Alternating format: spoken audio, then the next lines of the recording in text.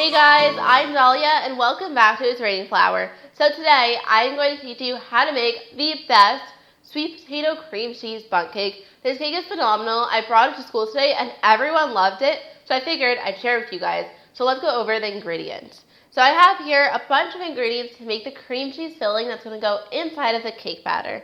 So we have here some cream cheese, butter, sugar, all-purpose flour, some maple syrup, vanilla extract, and an egg. Then if you move over here, you'll see we have a bunch of ingredients, and these are for the cake batter.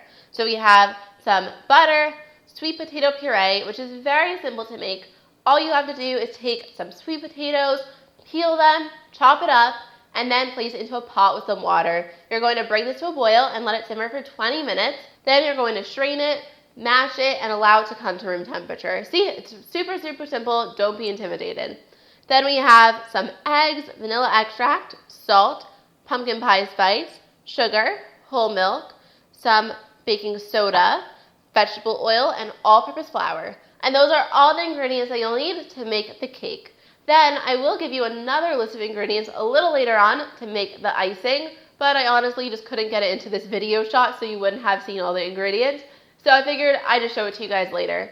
So anyways, let's get into the video and start making this cake. Okay guys, so I've got my electric mixer here fitted with a paddle attachment, and we're going to begin to make the cream cheese filling. So first off, we're going to combine the cream cheese and butter and the sugar into the mixer, and then we're going to mix this for about 3 minutes on medium speed. Okay, so this is looking perfect, and at this point, just scrape down the sides of the bowl.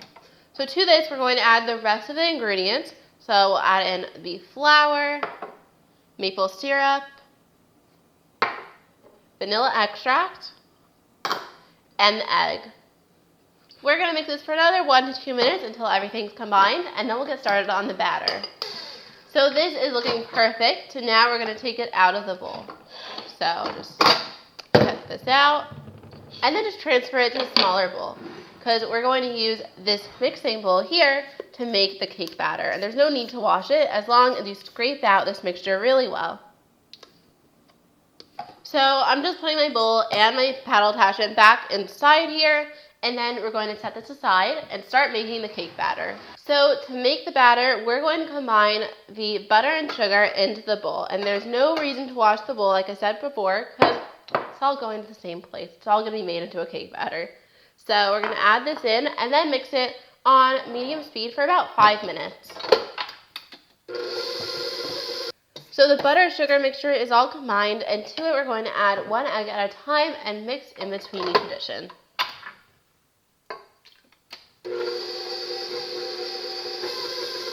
Then we're going to add in the vanilla extract and the oil. Oh, and I can't forget the sweet potato puree too. So we're going to give this a good mix, and then we'll go on to the dry ingredients. So I'm going to grab a large bowl with a sieve, and we're just going to sift all the ingredients together, and I always do this to make sure that there are no lumps in it, because you don't want to find any flour lumps in your cake. It doesn't look so good, and I'm sure it doesn't taste so great either. So just add in everything, and then we're just going to mix it together.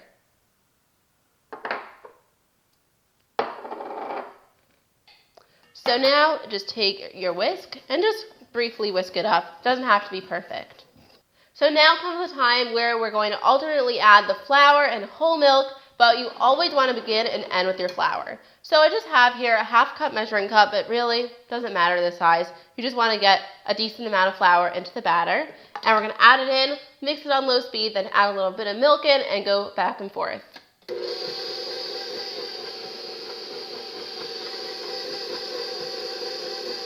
So this batter is all ready, and I'm just going to give it a scrape down one more time and just fold it together to ensure that everything's incorporated. So I have here a Bundt pan, which I greased with some non-stick baking spray, and that is key because you don't want your cake sticking to your pan. And what we're going to do is put half of our cake batter into the pan. So just pour it down the side, and then we're going to use our spatula to spread it out. So just spread it throughout the Bundt so that it's nice and even. And I'm telling you, this cake is going to look really, really low when you're making it, but then once it bakes, it really does rise a lot because of the baking soda. and then it's just perfect. So now we're going to scoop in some of the cream cheese filling that we made before using a measuring cup because we want to put it into like the center of the cake tin, but we don't want it to touch either of the sides of the tin. So we're just going to make a ring of this all around the cake. Then just pour the rest of the batter all over this layer. So you do want to put this batter all around the top of the cake so it's easy to spread out without moving the cream cheese filling. So now just use your spatula to cover all of the cream cheese filling with the batter. Now I'm going to take a spatula, but you could totally just use any butter knife, and just slightly swirl everything together. You don't want it to be too swirled, just a little bit. I'm going to bake this cake in a 350-degree Fahrenheit oven for 55 to 60 minutes, and then I'll show you what it looks like when it's done. While the cake bakes, it's time to make the icing that we're going to drizzle all over the top of the cake. So let me take you over the ingredients. You'll need some brown sugar, whole milk, butter, vanilla extract, some maple syrup, and confectioner sugar, and that's it. So now let's get started. So I have here a small saucepan over medium-low heat, and to it I'm going to add the brown sugar, butter, and milk. Then we're going to cook this for a few minutes just until it starts to boil, and then we're going to let it boil for 1 minute and then remove it from the heat. To here we're going to add in the maple syrup and then the vanilla extract. And then just whisk it together. Now it's time to whisk in the confectioner sugar. So I'm going to add in about half of it, whisk it, and then add the rest in. Since I forgot to sift my confectioner sugar, I'm going to strain this sauce through a sieve just to get out any of the lumps that are remaining.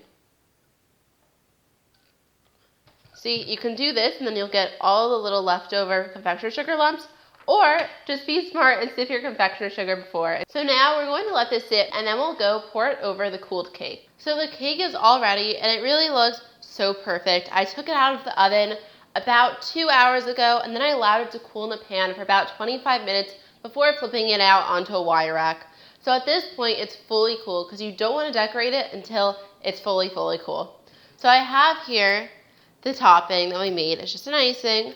And I'll tell you, the longer it sits, the thicker it gets. So I made it about 1 hour ago, so it's really nice and thick.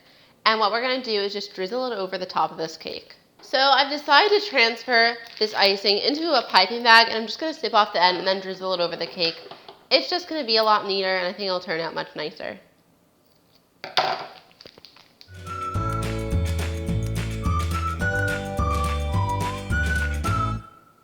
And then we're going to sprinkle the top with some chopped pecans. So the cake is all finished and it looks delicious. I love how it came out, and now I'm sure you're dying to see what the inside looks like because of all that yummy cream cheese filling.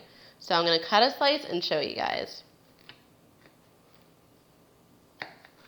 Guys, this cake looks so delicious inside. This is actually my first recipe that I've made that actually has like a cream cheese type filling inside, and I never tried it before. And then when I served it to people, I've got like the best reviews like I've probably ever gotten on most of my cakes, and I was just like, oh my god, I have to make more of these. So I'm really excited to share this with you, and I really hope that you guys enjoy this tutorial. You can find the full recipe on my website. It's rainingflower.com. Give this video a thumbs up if you liked it, and don't forget to subscribe to my channel for more videos every week. And I'll see you next time. Bye!